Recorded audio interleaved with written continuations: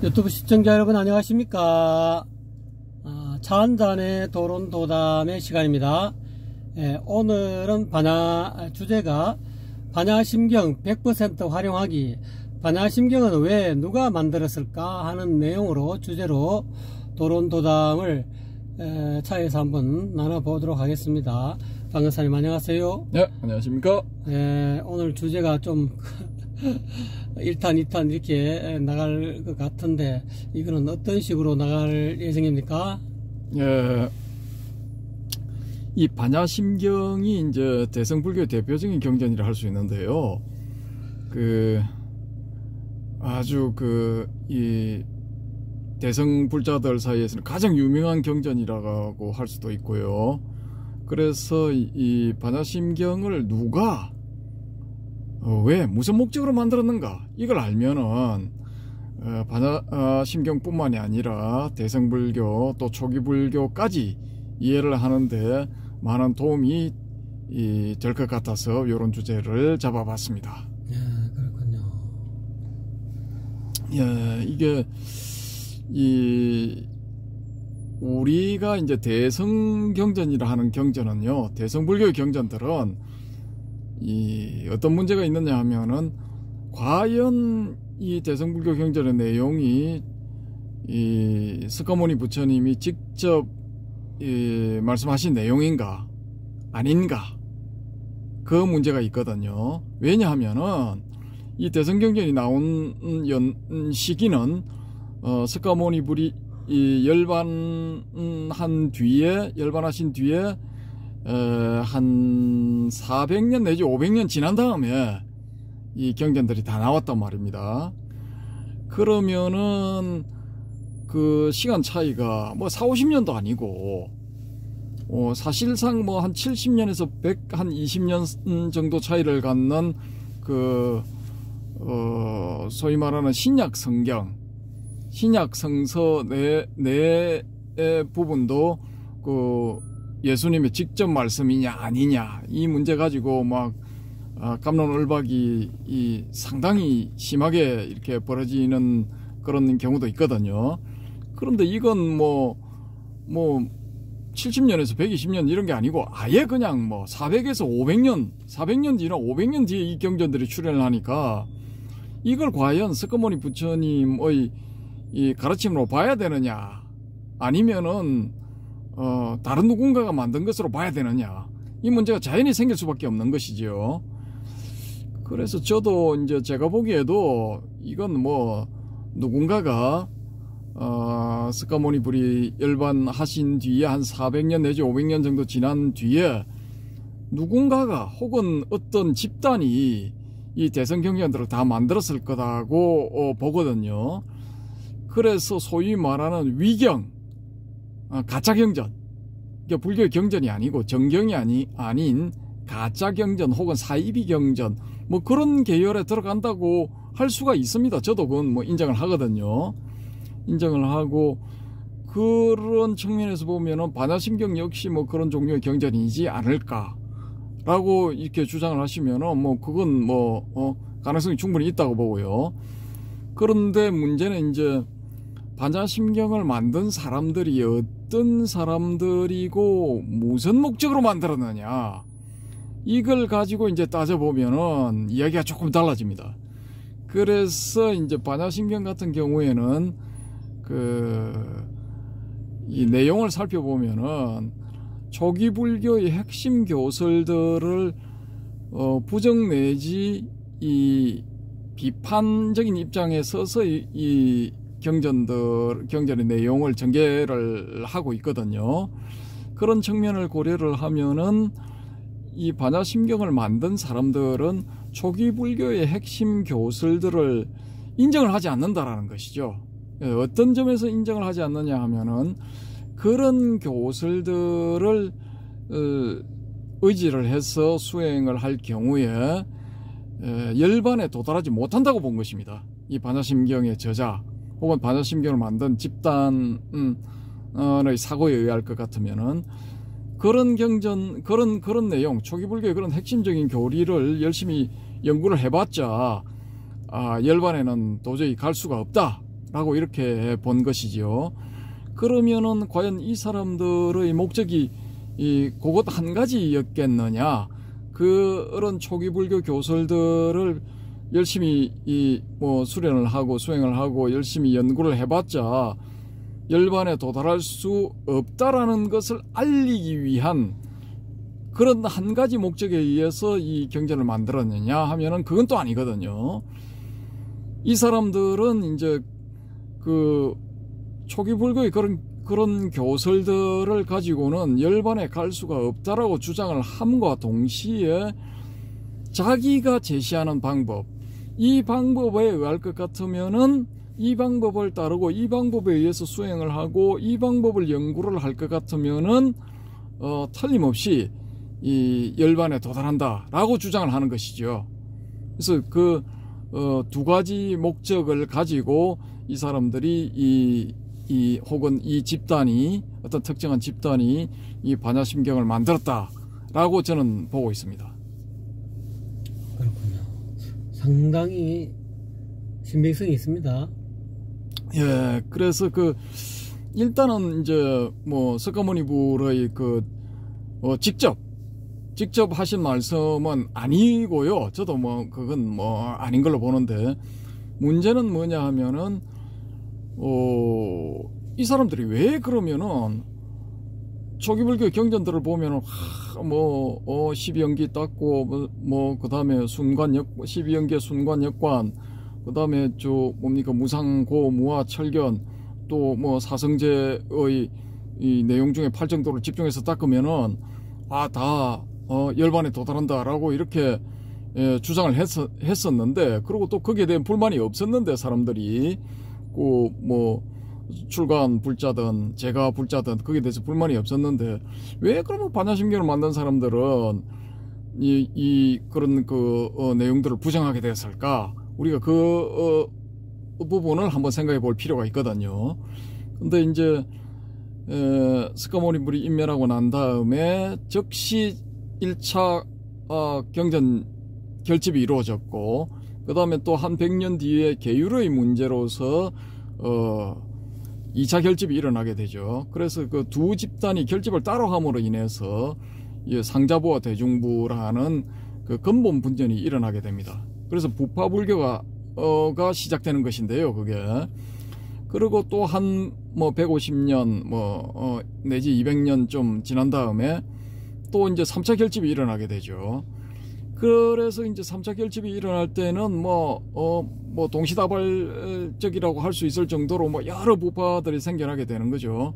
혹은 생겨난 뒤에 그런 혼란함, 그런 것을 바로잡고자 또 아쇼카 왕이 3차 결집을 실시를 했다. 그렇게도 볼 수가 있죠. 그렇게 해서 이제 그때까지 인정되는 부파가, 대표적인 부파가 이제 20개 부파 이렇게 해서 이제 공식적으로 공인된 부파 취급을 받게 되죠. 어쨌든 간에 그런 20개 부파 정도, 혹은 40개 50개의 이 조그마한 부파들까지 감안을 하면은 그런 수십 개의 부파가 요즘 치면 종단이죠. 그런 수십 개 종단 내지 부파가 난립하게 되니까 이 사람들이 그 경쟁에서 이제 우위를 점하기 위해서 이 자기 종단 혹은 좌파의 그런 주장을 강화시키기 위해서 아주 연구에 몰두하고 또 그 결과물들을 마구마구 내놓거든요. 그래서 그 경전에 대한 주석서 이런 것들도 막 쏟아져 나오죠. 그렇게 해서 그 연구를 하다 보니까 이게 전문성을 띠게 된 겁니다. 전문성을 띠게 됐고, 우수한 두뇌의 그 인재들을 서로 영입을 해서 좌파의 교리를 가르치고 또 그 교리들을 더 발전을 시키는 방향으로 나가고 그런 경쟁이 자연스럽게 일어나지 않았겠습니까? 그런 것을 감안을 하면은 이 반야심경이 나올 때 그때 당시의 이런 이 교설들, 이 핵심 교설들은 이미 너무 이게 정형화되고 학문적인 경향이 너무 강해지게 됐고, 소위 말하는 현학적인 그런 내용들이 되어버렸다라는 것이죠. 그러니까 이런 내용을 배우려면은 1차적으로 문자를 알아야 됩니다. 문자를 알아야 되고 산스크리트를 하든지 발리를 하든지 문자를 알아야 되는 것이고, 2차적으로는 그 현란한 교설들을 다 흡수해서 이해를 할 만한 그런 이해력이 있어야 된다는 거죠. 또 거기에 더해서 기억력도 있어야 되고, 그걸 기억할 만한 내용들을 기억할 만한 기억력, 이해력, 또 고도의 집중력 뭐 이런 것도 있어야 된다는 거죠. 근데 그런 걸 다 갖출 수 있는 사람들은 극소수겠죠. 소위 말하는 엘리트들, 뭐 지적 능력이 뛰어난 사람들, 그런 사람들만 이제 하게 되는 것이죠. 이 불교 공부를, 불교의 교설들을 그런 사람들만 하게 되니까, 일반인들은 그러면은 열반에 갈 수 있는 방법이 사라져버린 거예요. 일반인들은 어떻게 열반에 도달합니까? 이거 뭐 그런 깊은 집중력도 없고 이해력도 없고, 또 문자도 모르는 이런 사람들, 또 더 나아가서 시간이 없는 사람들도 많이 있을 거란 말입니다. 그런 공부를 할 수 있을 만한 그런 시간적인 여력이 없는 사람들, 생활에 바쁜 사람들, 생계를 해결하기 위해서 바쁜 사람들, 그러면 이런 사람들은 어떻게 그 열반에 도달합니까? 석가모니별 당시에는 아니 장로계를 읊으면서 아란이 된 사람이 500명, 장로 2개 하면서 또 500명, 좀 적다는 케이스도 있습니다만은, 또 신자들 중에서 우바세 남자 신자 중에서 또 500명, 우바이 여자 신자 중에서 또 500명, 이런 식으로 아란이 된 사람들이 막 나왔단 말입니다. 그런데 부파불교 할 때는 그런 게 안 되는 거예요. 최소한 일반 신자들은 그걸 못하는 겁니다. 못하는 거. 교리들이 너무 전문성을 띠다 보니까 이 사람들은 접근조차 할 수가 없는 거예요. 그럼 그 사람들은 어떻게 닥쳤던 게 지붕 쳐다보면서 그냥 다음 생을 기약해야 되는 겁니까? 어떻게 해야 되는 겁니까?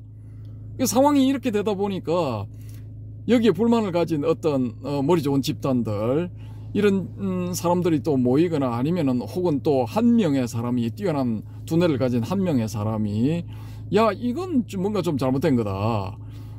붓다가 석가모니불이 처음에 가르침을 펼 때는 아니 언어조차도 니들이 포교를 혹은 선교를 하러 간 그 지역의 언어를 사용해서 그 사람들을 교화해라, 그 사람들에게 가르침을 전파해라, 이렇게 되었는데, 지금은 그런 정신은 완전히 사라져 버렸다는 거죠. 그러니까 붓다의 그런 정신은 실용적이고, 또 어떻게 보면은 완전히 융통성이 있는 거죠.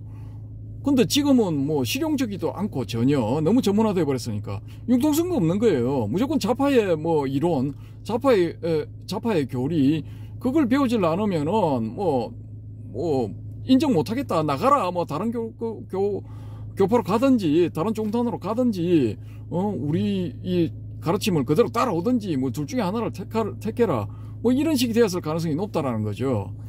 이런 상황에서는 그러면은 전혀 여건이 마련이 안 되는 그런 일반 신자들은 도대체 뭘 해야 됩니까? 어떻게 열반에 도달할 수가 없는 거예요, 이거는.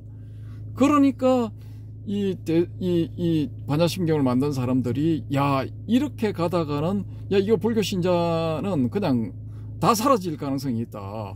저 소수의 집단만이 남아가지고 지들끼리만 저렇게 우리가 옳다 하고 너보다 우리가 뛰어나다 하고 자기들끼리 소규모 집단들끼리만 경쟁하는 그런 상황이 되어버리면, 이거는 불교 전체가 우물 안에 개구리 신세가 돼버리는 거죠.